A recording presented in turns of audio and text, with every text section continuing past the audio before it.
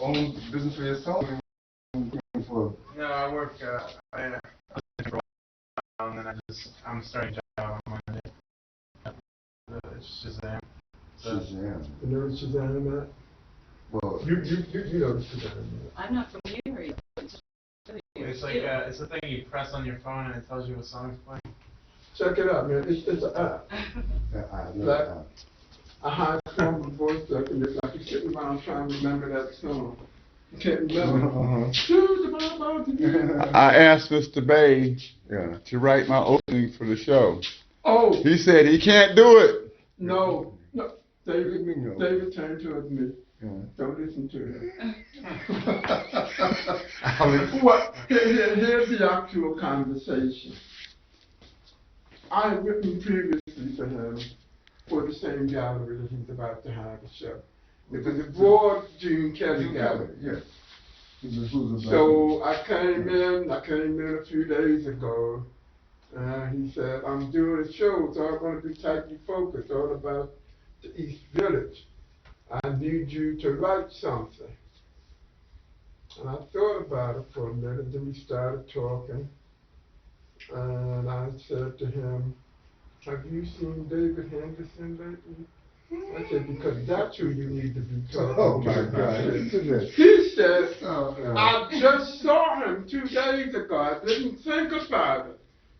I'm coming back in now. I haven't seen him since that conversation, and here you are walking down the block. So this means something. Okay, well, there you go. This means something. Because I told him in terms of being able to write noisy and evocative about this Lou. You know him? I think you're better equipped to do that than I am. I've been gone for more than 20 years. You're Chicago, right? Well, he's 23, so I left here to go to grad school in '91 when he was born, and kept moving and have been in Chicago ever since. Chicago.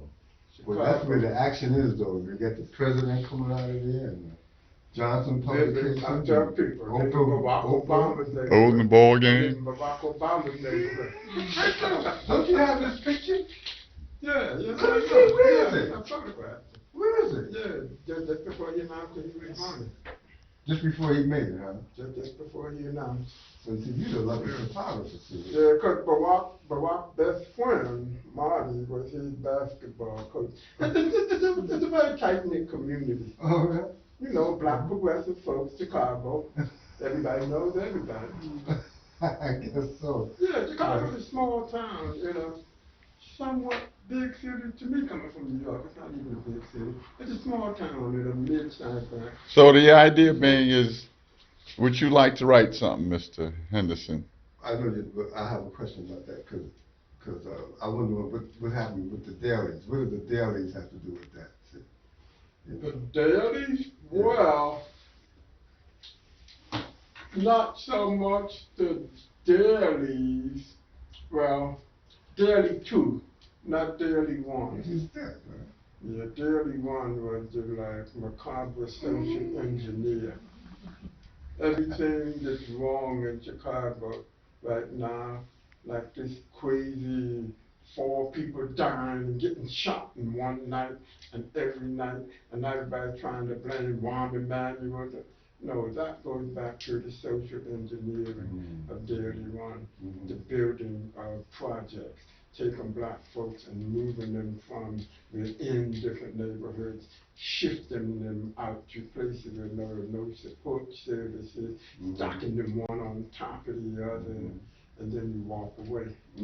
All of this craziness that's going on now is an extension of the social engineering that Daily did. Much the way, if you think here in New York, the way Robert Moses was that. Oh my God, he was Robert Moses. The same thing. That devious social engineering. Well, they were about their contemporaries.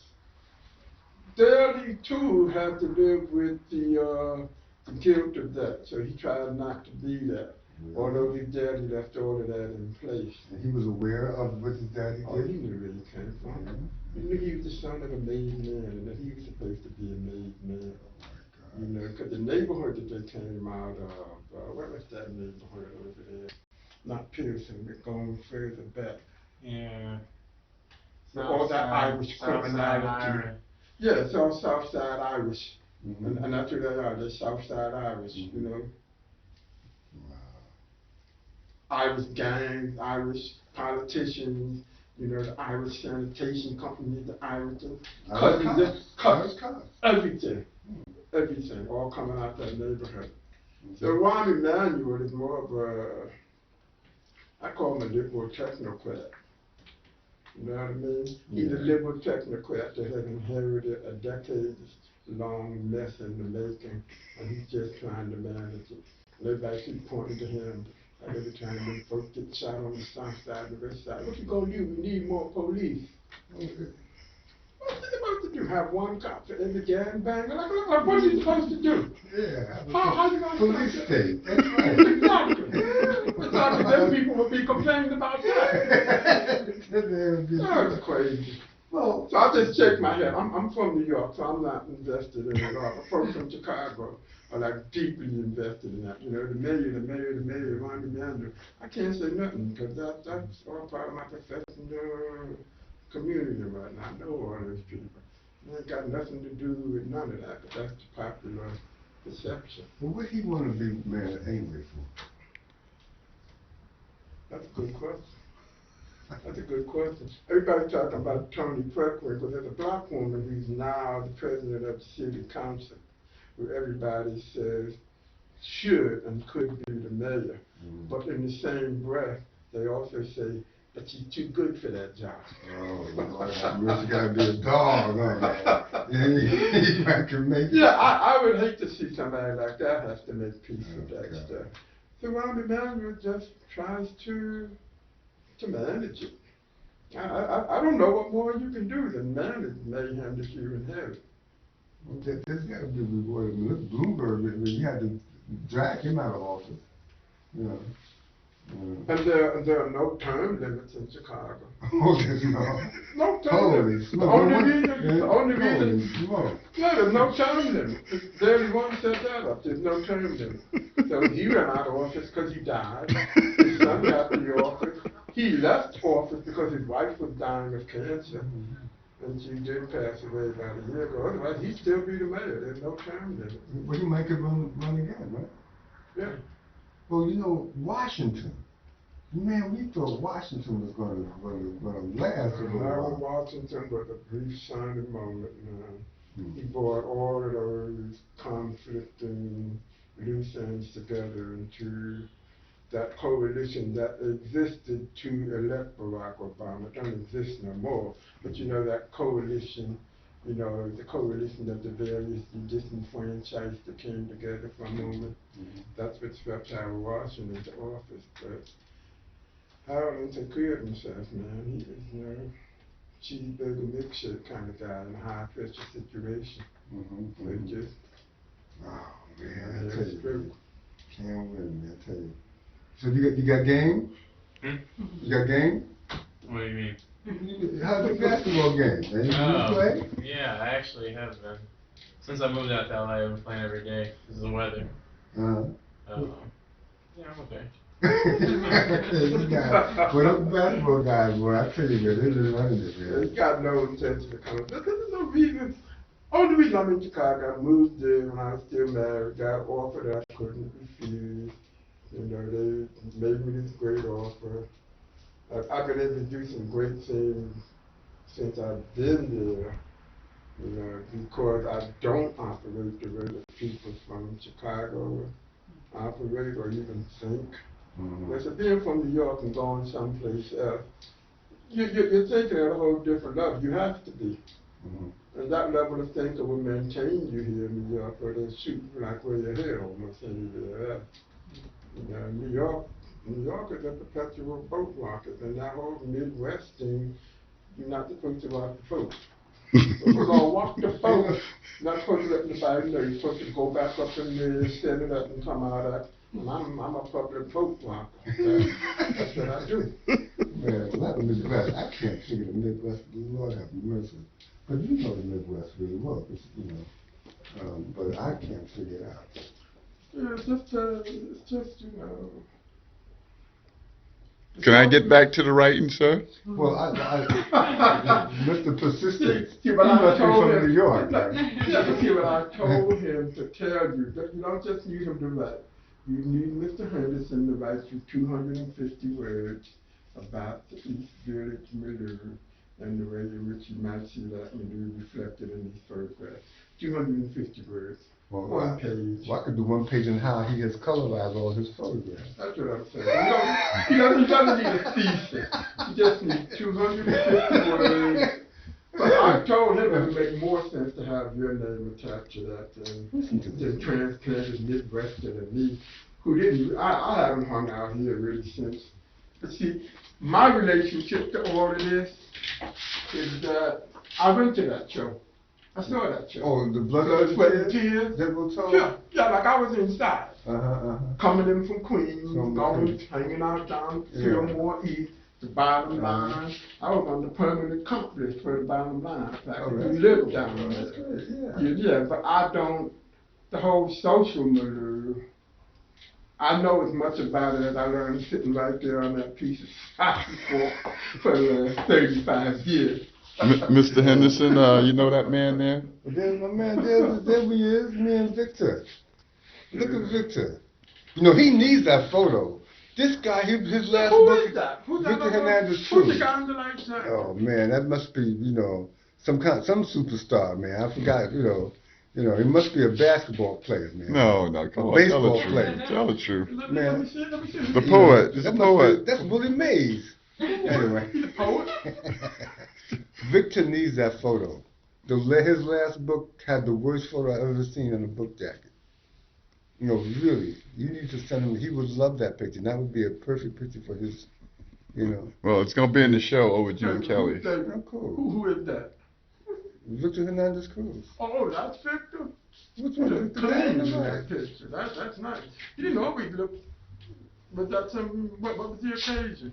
Well, you know, I don't know the occasion, but Victor became a chancellor with the Academy of American Poets, and he delivered. And he married a Moroccan woman. Mm-hmm. Lived in Morocco half the year. Inherited his house from his father in Puerto Rico. Doing really well. You know, brilliant. Learned Spanish. No, you was Lower East Side, so he didn't know Spanish. He learned Spanish. Now he's an expert in Spanish, especially Taino, the words in Taino that got into the language. And apparently there's a connection with Arabic, I believe it is, and Spanish. Mm-hmm. Language is amazing. You know who's drawing that is behind them, Ramon? No, it just stands in front of them. That's some kind of design or something. But you know what I need from you? The things you wrote about him before. Can I have copies of those? It's online. It's online. I ain't know. It might be online. Yeah, I can get it to you. Yeah, I can get it to you. Where at? June Kelly or on your thing? But you wrote several things for him, right? Yeah, but what I wrote about him was basically about this place. This place as a gallery called Barbershop. Yeah, because you know, if you go to the barbershop, you don't go there. I mean, you might end up getting your hair cut. Maybe. That's kind of like the least of it. I think I always got a haircut. Yeah, and about the various communities that I have seen move in and out of this place over the last 85, 40 years. But when I started looking at these photographs, like, see, the fact that I don't even know who that is, like that's what I'm talking about. And I can write, but I don't like to write when I know there's people walking around that should be writing this stuff, who know it more intimately than I do. And because you are the writer that you are, I know 250 words is not, you know, that's not brain busting. When people tell me 250 words, I can probably sit there right now and do 250. You can knock it out. But you want to do something like this for my man Alex, who's brilliant. But you know, and I can also, by having access to your words, if I get stuck, I can always call you. It might be a good, you know. Yeah, why don't y'all do something together? Give me your email so when I go home. That's much where am I better. going to find this thing at all? I think I have your document parked in my. No, I could just put my name to Google and everything will come up. All the writings. Put what in? My name to Google. Okay. Could you put my name to Google? Type them on Google. And all the writings will come up. No, I don't know, Alex, but we don't want all of it, man. It's a collaborate. In other words, I have two very important people who have an overview of what's going on the Lower East Side. See, what I know, there are some things on this world that I know intimately. The other things I don't know at all. Like Cooper Moore. I know Cooper Moore. Which one's Cooper Moore? That's Cooper Moore. Oh, this guy? That little handmade thing. I just saw Cooper Moore last summer playing with Jason Moran and a bunch of other folks in the jazz festival. But at that time, both he and Cooper Moore were struggling. You got Eli Reed. You got Vincent Smith. Yeah, see, there are some things here I know intimately. Kiki But Smith. it would be nice to, with this show, because the show is about the East Village, to have a really beautiful, knowledgeable, poetically evocative summing up of this vast history. And you seem like just the man for the job, Mr. David Henry. Oh, I'll be happy to I know you can do that. As soon as he started telling me what he needed, There I'm it like, is. you need David Henderson. Have you seen David Mr. Henderson, Mr. Bay, all the stuff that you wrote is here. That's what you should have been All the stuff that you about. wrote is here. Okay, hold it. Am I going to? Like a barber shop, it's there.